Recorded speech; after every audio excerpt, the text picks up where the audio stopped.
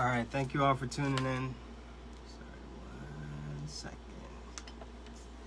Thank you all for tuning in to WJT 98.3 FM, your voice of music, your station. My name is Chef Badu, and I'm a parallel entrepreneur and a wealth multiplier. I'm the founder and CEO of Badu Enterprises, LLC, which is a multinational conglomerate in the finance industry. What we do is we provide a suite of financial services, including tax preparation, planning, tax consultant, things of that nature. And we also do offer some other financial services, including credit repair, real estate investments, things of that nature. So today we'll be basically chatting about the a few steps that you can take in order to successfully launch your business. Just basically the 5 steps that you can follow in order to successfully launch a business. I think now is a time where we need change. Now is a time where we need to grow and develop. And so I figured it would be a great time to really talk about different things you can do in order to really launch, really go ahead and launch your business. Before we do that, we'll kick it off with the market report as usual. This report is as of June 19, 2020, so as of last Friday. Equities began the week edging higher following the Federal Reserve's announcement that it would buy corporate bonds under an emergency lending program. Let me just make sure we have 1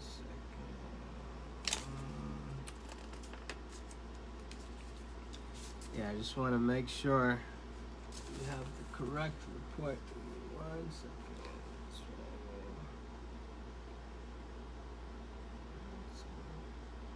Yep, so just wanted to make sure we had the correct report here. Sorry for any technical difficulties. But so it does look like ultimately, with the report, unfortunately it was a bit delayed, and so we couldn't actually get the report in time this week. But overall, basically what happened in the stock market, I can summarize it for you, is that the market was a bit up and down. So it started off pretty decent, and then it basically tanked at the end. So a few things happened. For example, Texas and Florida are experiencing increase in COVID-19 cases. So with that being said, basically the investors get scared. They don't want to invest anymore, or basically the demand for stocks goes down, which means the price for stocks also goes down. So with the stock market, it's simply a game of supply and demand. It's basically a game of if there's higher demand, then basically the stock prices go higher, essentially. So that's pretty much the case here. Is basically we're dealing with a case where we're sort of up and down due to the COVID-19 pandemic. Thankfully, some of this stimulus, some of this relief that's coming out nowadays is basically allowing that negative impact to be mitigated a bit.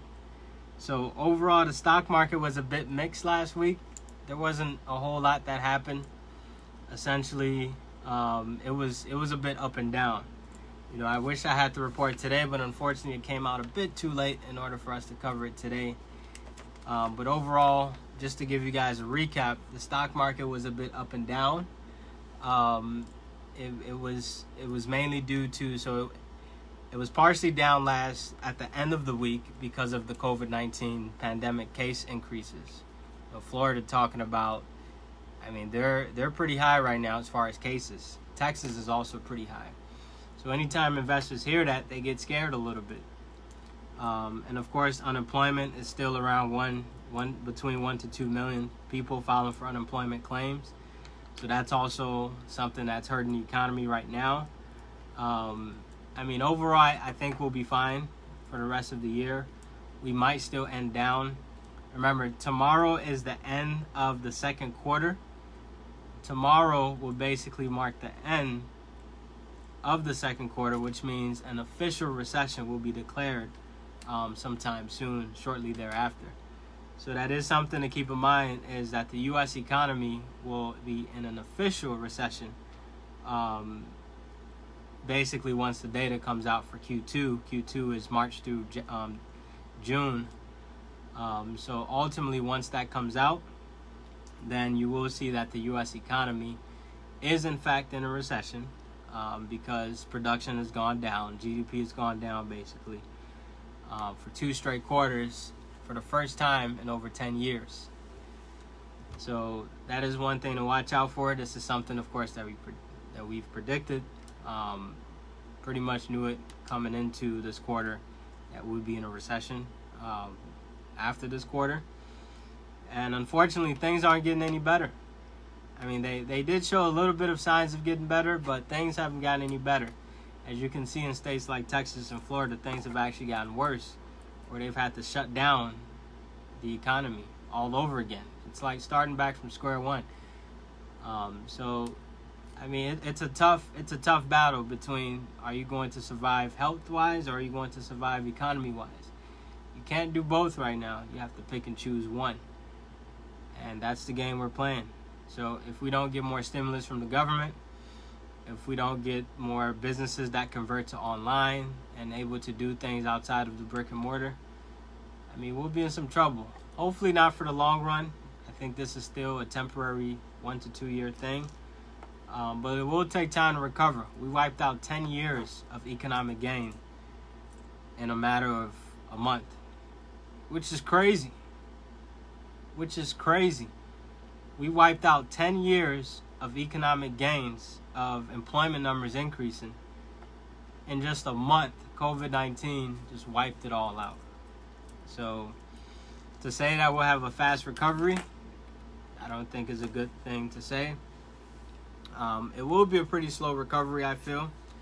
But ultimately, I don't think that I still think we're in pretty decent shape and that we can recover from this. That's the most important part, is can we recover from it? And I believe with a resounding yes that we can recover. So the stock market is still a good game to play. Of course, real estate is pretty much where it's at. It's always going to be something that you can always put your money into. So overall, I mean, this is something that investors have to be on the lookout for. If you're looking to become an investor, if you've never invested before in your life, this is a great time to start investing. And if you are currently investing, then this might be a time for you to buy more stocks, invest more, get in at lower price points. And then when the market recovers a little bit more, then you can ultimately sell your stock or whatever it is you want to do. Just keep in mind that what goes up typically goes back down, and what comes down typically rises back up to the top. So, I mean, the stock market is always going to recover at some point. So now let's talk about the main topic. That was a short market report. We unfortunately didn't have the full report today because it wasn't available until later today. We weren't able to get it in time. But in a nutshell, the stock market is a stock market. It's doing what it has to do. We most likely will end the year in the negative territory, but tech stocks are still hot. Tech stocks are where you have to be right now, regardless. I think technology, you can't go wrong. Pharmaceuticals, I saw an article today that there's a drug out there that's about to sell for over $2,000 or so. I think by Gilead Sciences came out with the report. And it's a money game, right, that we're playing here. It's crazy, it's sad, it's scary to think about, but in a nutshell, it all comes back down to the money at some point. So that is one thing to keep in mind. One thing you can do is get into these pharmaceutical companies so that you can reap the rewards of the, basically when they come out with a new drug or vaccine that can heal people, then ultimately that will increase the demand for that vaccine, and their stock price is going nothing but up, or nowhere but up ultimately. So that's a bit on the market. Hopefully we'll be able to cover. I mean, you can still make money if you know how to play the stock market. You can make money when the stock market goes up, and you can even make money when the stock market goes down. So it's not just up that determines whether you'll make money or not. If you know what you're doing, if you do your research, if you study hard, you will win this game called the stock market. So let's talk about the 5 steps to starting a successful or launching a successful business. It won't be that long of a segment. We'll probably spend about 20 to 30 minutes or so. So we'll be ending at about 7:45 today. But I do want to spend some time on this topic because I think it's very important. I think now is the time for everybody to consider starting that business that you've always wanted to start. Especially as people are getting laid off, as people are getting furloughed, or just people are just fed up with, what they're doing, their job, their profession, even their career. Maybe it's time for a change. Maybe it's time to actually launch or start that successful business that you can call your own, that you can build a legacy and ultimately pass it down from generation to generation. So let's talk about the 5 steps to launching a successful business. Step 1, find something that ties to your passion or your purpose. This is very big right here, because if you can't find something that you want to do that's tied to your passion or your purpose, then that's a problem. Because if you're just getting into business to make money, you won't survive too much. There has to be a profound purpose for you to start that business or for you to launch that business. And I'll give you an example. Right? There are companies out there right now that are started just to make money, just for a quick buck. There was a car rental company, for example, that I know launched, and all they were there to do was basically to make money.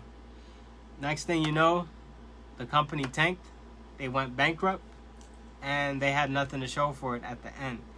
So find something that you're really passionate about. For example, Bill Gates was passionate about computers and technology. Same thing with Steve Jobs. He was passionate about coming up with devices that can help improve the efficiency, the speed, and the effectiveness of the way that we work. So there was a passion, there was a purpose behind what it is he was doing. He didn't just start Apple. Steve Jobs didn't just start Apple just to start it. He actually started Apple in order to come up with a revolutionized product that can help help provide something that we can use for a long time to come. And nowadays, we all have gadgets. We all have iPhones. Some of us have Androids. Some of us have all these devices that can do a whole lot of things. Very, very powerful. So please find something that can really tie back to your passion or your purpose. Something that you really, it's just burning in you. You know you're passionate about something when it just burns in you to want to do it. Whether it's a cake, you're the best baker on the planet. Whether it's the best tax preparer on the planet. Or whether it's the best cell phone maker or the best burger maker. Whatever it is, find something that you're really passionate about, because when you're passionate about it, you tend to be good at it. If you can do it in your sleep, and basically you'd be comfortable not charging people for it, you're just that good or passionate about it, then that's something that you should be doing. Of course, at a certain point in time, you will be able to charge people for it.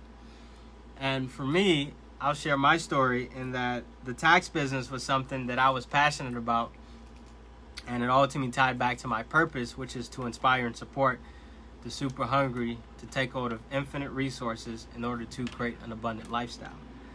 So that tied back. Starting a tax firm was very perfect to that purpose. It's helping people that were hungry, those who seeked and desired my service, in order to take hold of the resources such as the tax deductions and the loopholes and things of that nature, ultimately to create that abundance, to reduce their tax rate, to reduce the tax bill. The average person pays 40% of their money to taxes. If you don't think it's true, just look at your pay stub.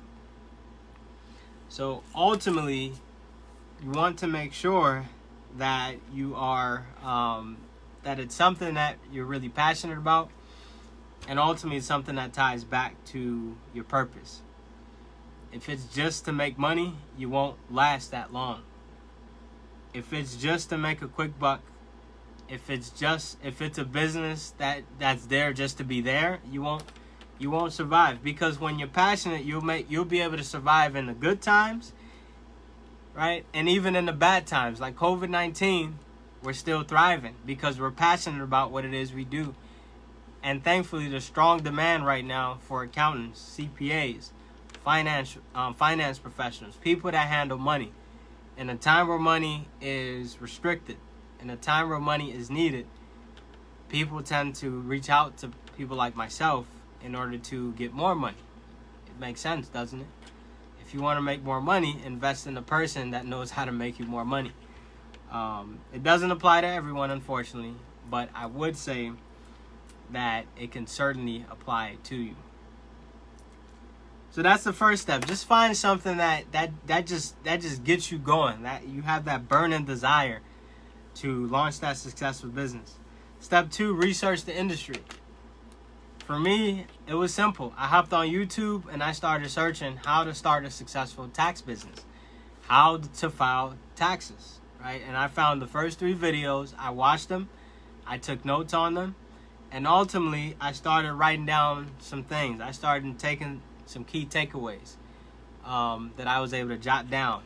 And then eventually I went to my best friend Google, where I pulled some resources.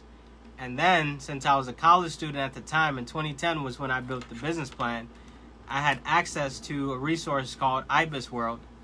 And IBIS World allows you to research industries such as the tax preparation industry, finance industry, manufacturing, retail.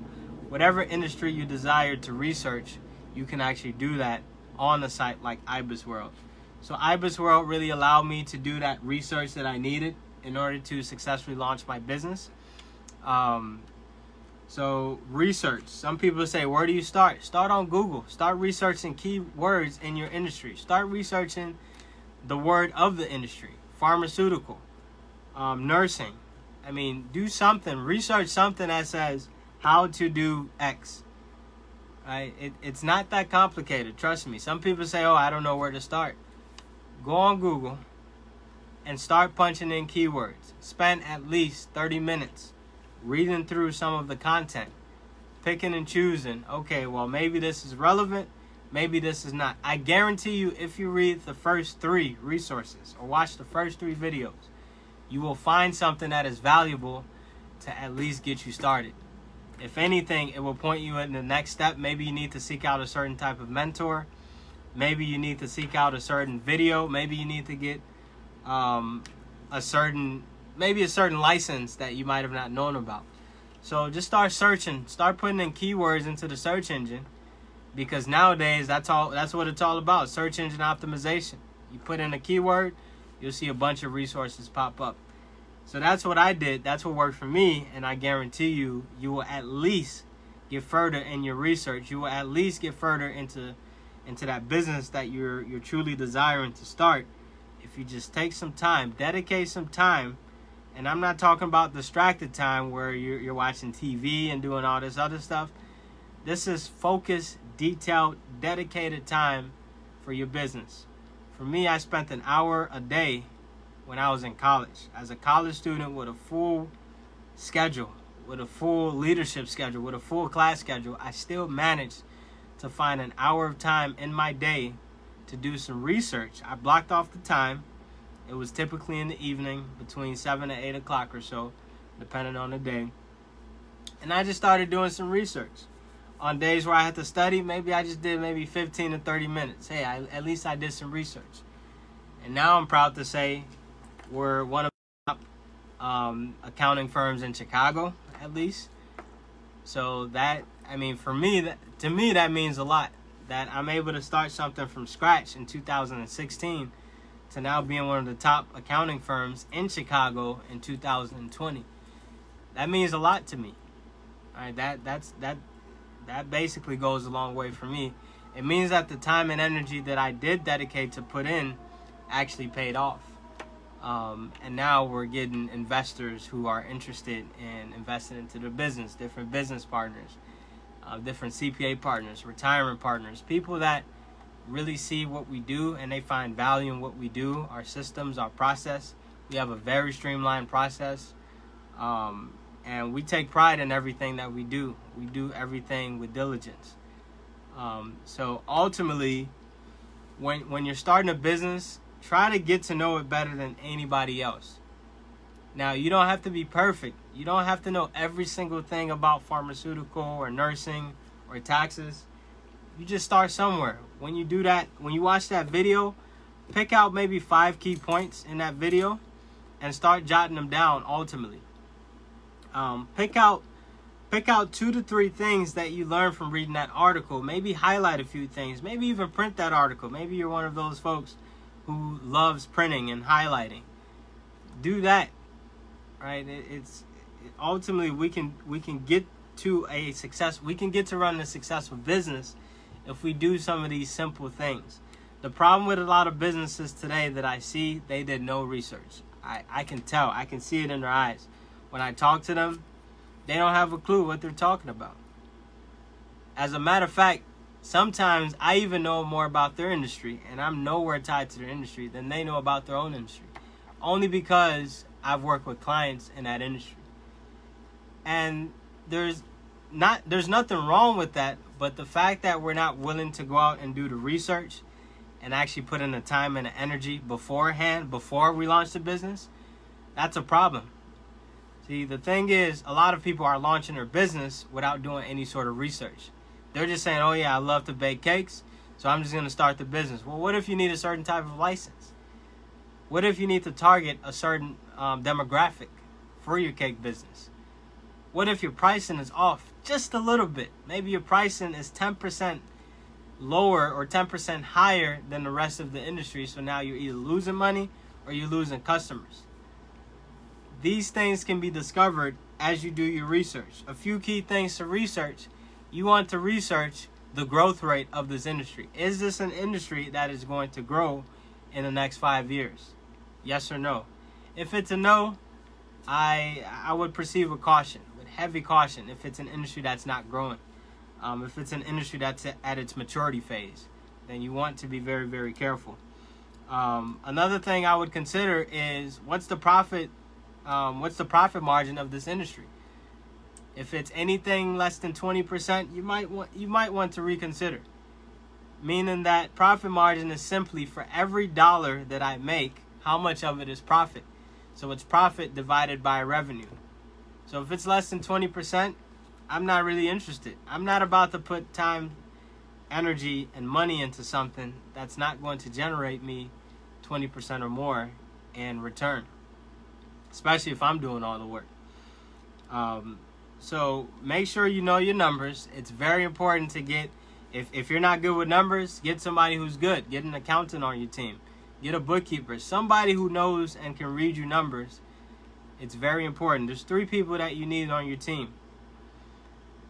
You need the attorney. Very important to get your legal team set up. You need the accountant or somebody who understands money. And you need somebody who can market the business to the point where it's taken off pretty nicely. If you don't have one of these 3 people, you're in trouble. Because at some point, you will need one of these people. You will need that attorney to draft up legal documents.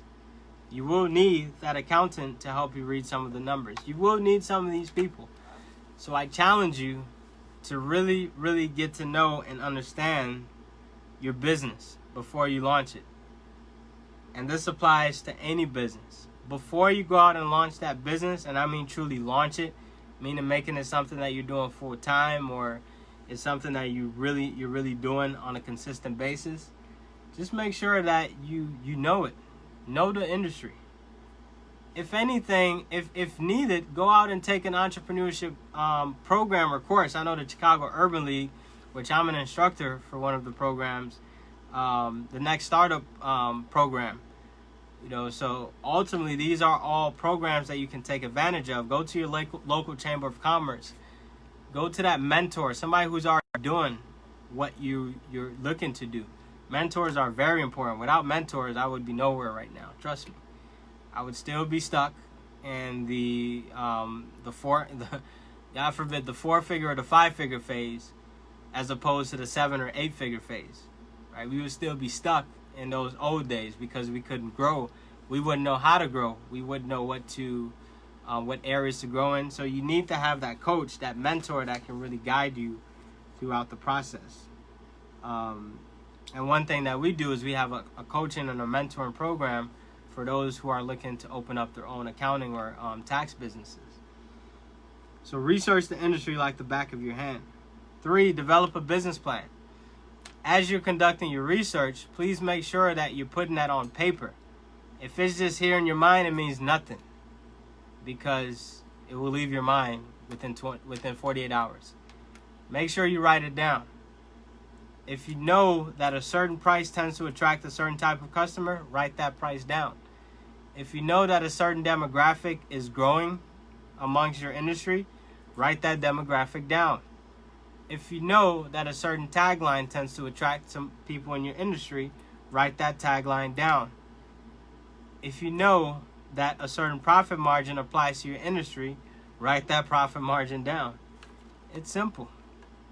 Just write it down. I'm telling you, it's very, very important to make sure you write some of these things down, because if you don't, you'll forget it, you'll get frustrated, and you won't know where to start ultimately. So as you're doing your research, you want to make sure that you're writing these things down. It means nothing if it's not being written down. So just to recap a bit, find something that you're passionate about or ties back to your purpose in life. Research the industry. And by the way, if you don't know your purpose or your passion, try doing certain things. Like, just think about 3 things that you love doing. Just think about 3 things you love doing, and try to tie back to your profession.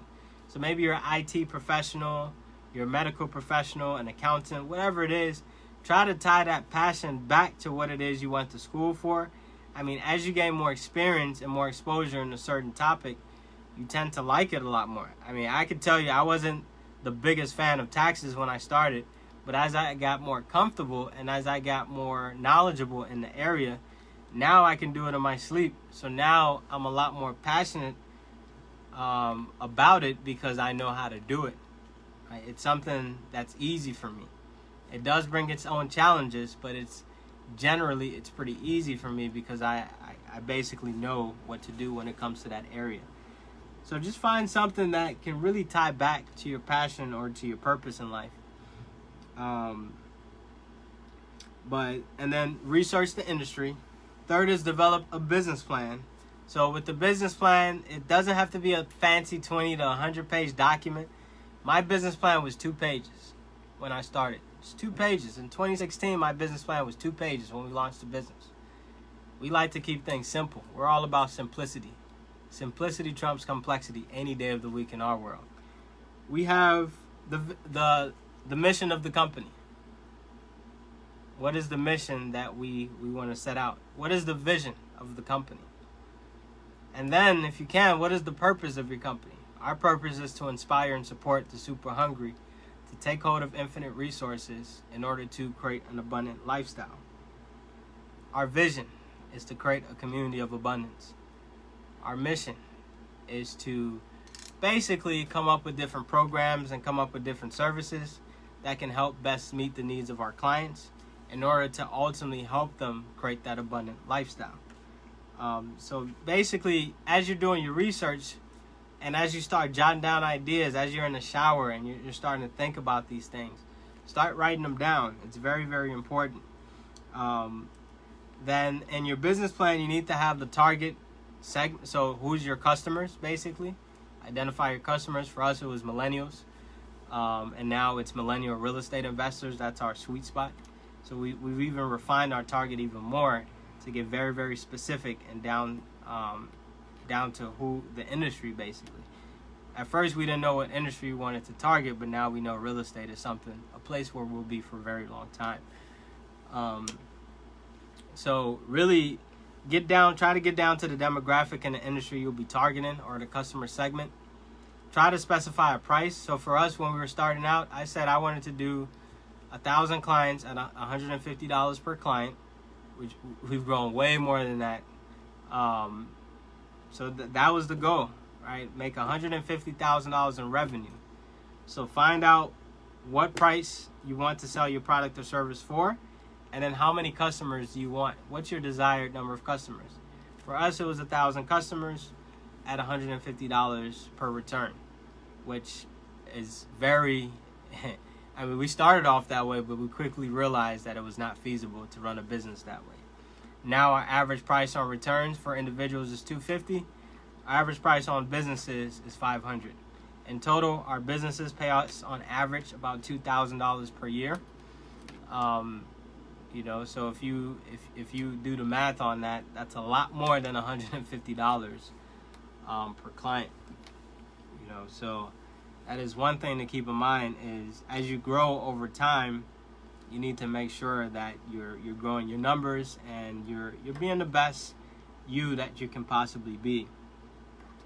And with the business plan, try to come up with a forecast of a budget. So a budget includes income, so how much money do you want to make?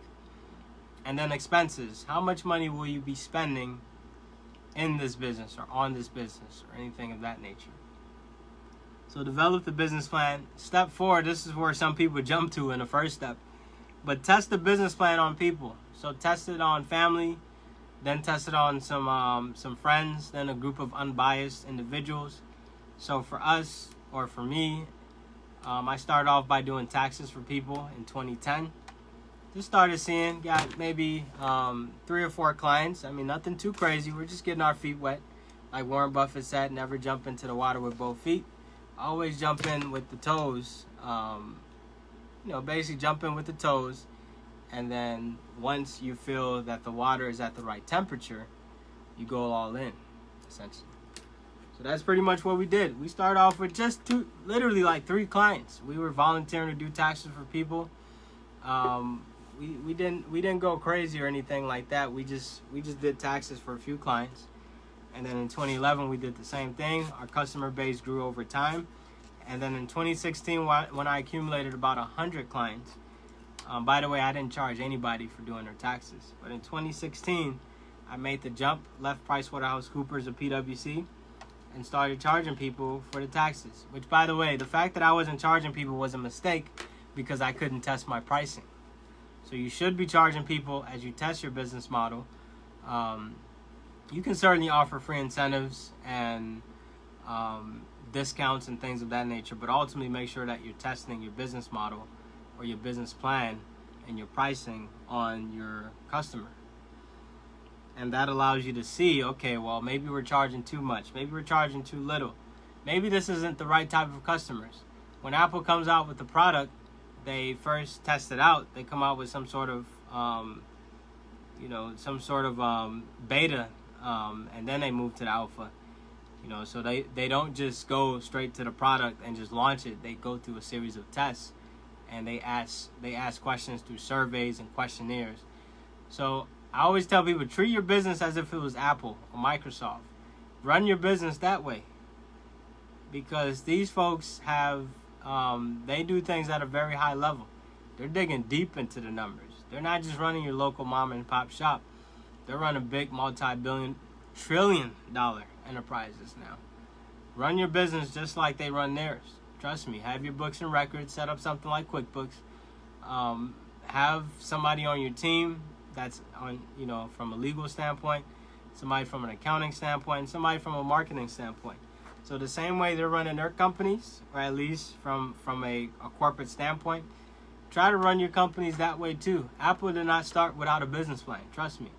They didn't start a $1 trillion company without a business plan. They had a business plan. And they had a vision and a purpose behind what it is that they're doing, which is exactly what you can do as well. Always have a purpose. Always have a reason why you're starting or launching your business. Don't just go in it just to make money. Have a profound reason for starting this business. You'll be a lot more successful, and you will avoid being the 9 out of 10 small businesses that fail within the first 5 years.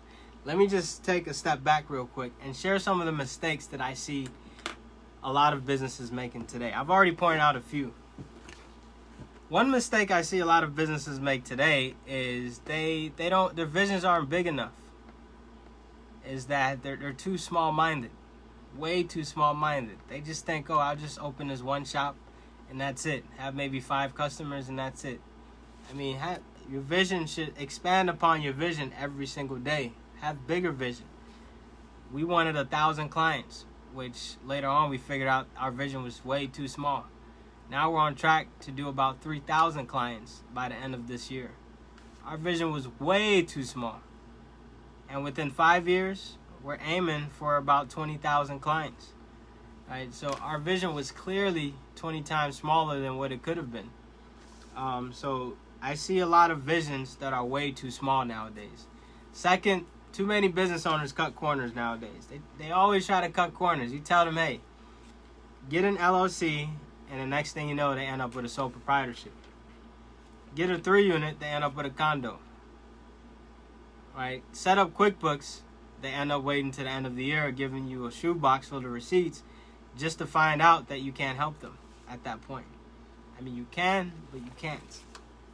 So if you hear advice such as get QuickBooks or get set up on a proper accounting software system, don't try to cut corners and now start using Excel. There's a reason why we recommended QuickBooks to begin with, so that you can get started on the right track. We didn't say get QuickBooks because it's a fancy accounting software, but we know what we mean when we say get QuickBooks. And another thing with legal, they'll try to write up their own contracts. Next thing you know, the employee sues them, then they lose their whole company. I see far too many businesses cutting too many corners. You tell them, hey, separate out your businesses into different LLCs. Next thing you know, you see their real estate, you'll see their retail company, then you'll see their service-based business, all under the same LLC. We can't do that. We have to do better in 2020. We have to do better. We can't afford to be cutting corners like this. We simply can't do that. So my advice to business owners and to small businesses is to really get to understand what it is you're doing, and really don't cut corners in these areas. I know some of these things can cost money, but so what, right? You do have to start somewhere. But when we tell you a specific step that is so critical to the success of your business, don't cut corners. I see a lot of business owners get burned when it comes to this. Why is it that 9 out of 10 small businesses fail within the first 5 years? It's because of these very well reasons. Why is it that 9 out of those 10 that do succeed also fail within the following 5 years? So you're talking a very small group of businesses that succeed within the first 5 years. We're about to enter into our 5th year of the business this September. So September of 2020 will mark Badu Tax Services' 4-year anniversary, where we'll enter our 5th year. Our 5th year, we'll be making one of the biggest decisions of our lives, with some potential partnerships that have been brought to the table. So if you do see the company appear to be bigger, then you probably know why. I mean, we get bigger every year anyway. We grow by at least 3 times every single year. But now we're talking about 10 times or 20 times the growth. So when you get to that point, you do have to be careful. You have to make sure all your ducks are in a row.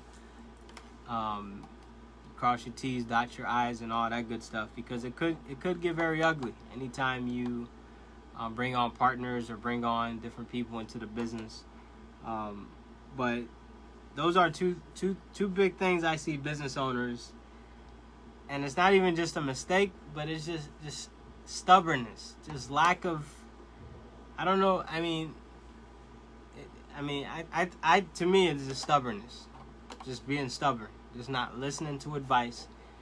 I see businesses get burned, and trust me, in 2020, we cannot afford to make these mistakes, as you can see with COVID-19. We simply can't afford to make these mistakes. Right? So if we tell you, hey, you should probably have legal counsel, because if somebody gets sick in your shop due to COVID-19, they can sue you unless you have a waiver form. How does that waiver form even look like? You don't even know. I mean, simple things like this. A 1-page document that a client signs can save your entire business. Can you imagine? It's the simple things in life that make the biggest difference. But ultimately, after you test the business plan, let's go to step 5. You launch the business. This is where you make the jump. You go in full throttle, full force, and start targeting those customers full on with your marketing, full on with your product or service offering. And as you're launching your business, or as you launch your business, you want to make sure that you're basically monitoring it. Right? You're not just sitting on the sidelines just watching the business grow, but you're actually monitoring it and you're keeping track of everything. You're going in on a monthly basis. This is advice for you. On a monthly basis, track exactly how much revenue did you make and how much expenses went out the door. If you can't get that granular, if you can't get that detailed and level, then your business will fail within the first 5 years. I guarantee you that. If I ask you the question, how much revenue did you make in the month of April? How much expenses did you spend in the month of April? How much profit did you make in the month of April? If you can't answer that question, you're in trouble. You're in trouble. Why is that? Is because you don't know your business as well as you should. That's a very, very big problem. So my advice to everyone today is follow these 5 steps and finding something that you're passionate about or is tied to your purpose. Research your industry. Develop a business plan, test the business plan, and then ultimately launch the business. Those are the things that I would recommend you do as it relates to starting a business. Now, I do lay out these steps in my book, 7 Figures, How to Become a Millionaire. So if you want, you can purchase that book on the website, jeffbadu.com. Once again, jeffbadu.com. jeffbadu.com, that's where you'll find all the books, the resources, and everything like that. If you're looking to expand your vision, or if you're looking to basically start something much bigger than you ever expected, then the book Infinite Expansion, How to Infinitely Expand Your Vision of Abundance, is available on Amazon today, where you can purchase it.